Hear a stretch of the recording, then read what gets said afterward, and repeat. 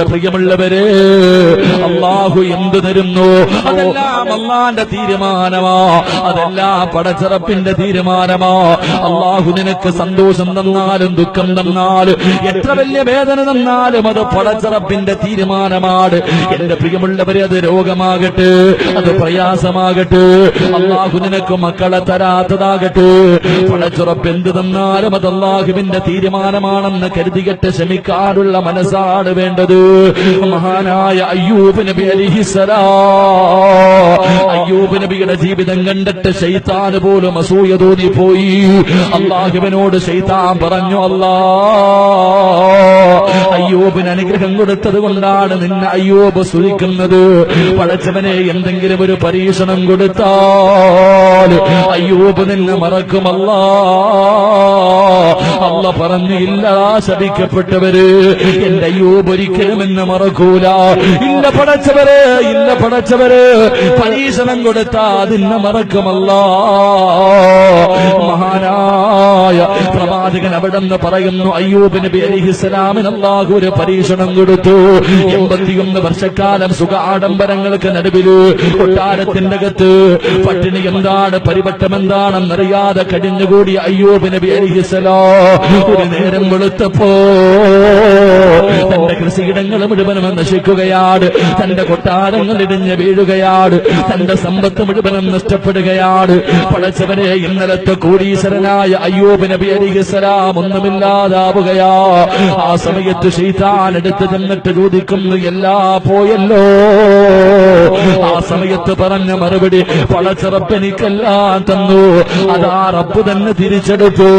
അൽഹംദുലില്ലാഹ്.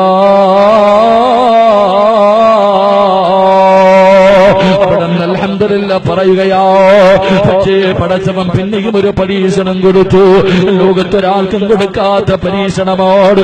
അല്ലാഹുവേ, ശരീരമെല്ലാം ഇങ്ങനെ പടുത്തു പൊങ്ങുകയാണ്, വല്ലാത്ത ദുർഗന്ധം അടിച്ചു വീശുകയോ, ശരീരം മുഴുവനും അല്ലാഹുവേ ഇങ്ങനെ അതാ പഴുത്തു പൊങ്ങുകയാ, പൊട്ടിയൊലിക്കുകയാണ്, ജനങ്ങൾ മുഴുവനും ഓടിയൊലിക്കുകയാണ്. ഒരാൾ പോലും അയ്യൂബ് നബിയുടെ ചാരത്ത് വരുന്നില്ല. രോഗം പടരുമെന്ന് കരുതിയിട്ട് ജനിച്ചു വളർന്ന നാട്ടിൽ നിന്ന് നാട്ടുകാരും കുടുംബക്കാരും ആട്ടിയോടിക്കുകയാ.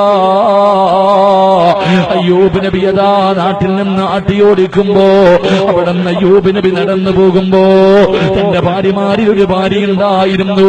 അയ്യൂബ് നബിയുടെ കൂടെ നടക്കുകയാണ്, അയ്യൂബ് നബിയുടെ കൂടെ നടക്കുകയാണ്. എന്റെ പ്രിയമുള്ളവരെ, അയ്യൂബ് നബിയുടെ ശരീരത്തിൽ നിന്ന് മാംസങ്ങൾ ഇങ്ങനെ താഴേക്ക് വീഴുകയോ, എല്ല് വെളിയിൽ കാണുന്ന രീതിയില് അയ്യൂബ് നബി ഇങ്ങനെ ഒരു മരത്തിന്റെ ചുവട്ടിലിരിക്കുമ്പോ കണ്ടിട്ട് തന്റെ ഭാര്യയ്ക്ക് സഹിച്ചില്ല. ഓടി വന്ന് കരഞ്ഞുകൊണ്ട് പറയുന്നു, നബിയേ, നിങ്ങൾ അല്ലാഹുവിന്റെ പ്രവാചകനാണല്ലോ, നിങ്ങൾ അല്ലാഹുവിന്റെ പ്രവാചകനാണല്ലോ, നിങ്ങൾ ദുആ ചെയ്താൽ അല്ലാഹു സ്വീകരിക്കുമല്ലോ. പടച്ചറപ്പിനോടല്ലാ, എന്റെ രോഗമൊന്ന് ശിഫയാക്കിത്താ അല്ലാ എന്നൊരു പ്രാവശ്യം പറഞ്ഞാൽ അല്ലാഹു ശിഫയാക്കുമല്ലോ. നിങ്ങൾ എന്തേ ദുആ ചെയ്യാത്തത്? അയ്യൂബ് നബി കരഞ്ഞുകൊണ്ട് പറയുന്നു, പെണ്ണ്, 81 കാലം അല്ലാഹു എനിക്കെല്ലാം തന്നല്ലോ, എന്തിനാണല്ലാ ഇതെനിക്ക് തന്നതെന്ന് എന്ന് പറഞ്ഞാൽ ചോദിച്ചിട്ടില്ലല്ലോ, ചോദിക്കാൻ നീ പറഞ്ഞിട്ടുമില്ലല്ലോ. അല്ലാഹു എനിക്കിന്നൊരു ചെറിയ പരീക്ഷണം തന്നപ്പോൾ, അല്ലാഹു എനിക്കെന്ന് ഒരു ചെറിയ പരീക്ഷണം തന്നപ്പോ എനിക്ക് റബ്ബിനോട് പരാതി പറയാവയ്യാ. നോക്കി നോക്കി മടുത്തെങ്കിലും നിനക്ക് നിന്റെ വഴി നോക്കാം. എന്റെ പ്രിയമുള്ളവരെ, അയ്യൂബ് നബി നടന്നത് 18 കൊല്ലമായിരുന്നു. വാപ്പാ, നിനക്കൊരു പനി വന്ന, ഒരു തലവേദന വന്ന, നീ കുറ്റം പറഞ്ഞുകൊണ്ട് നടക്കുന്നവനല്ലേ.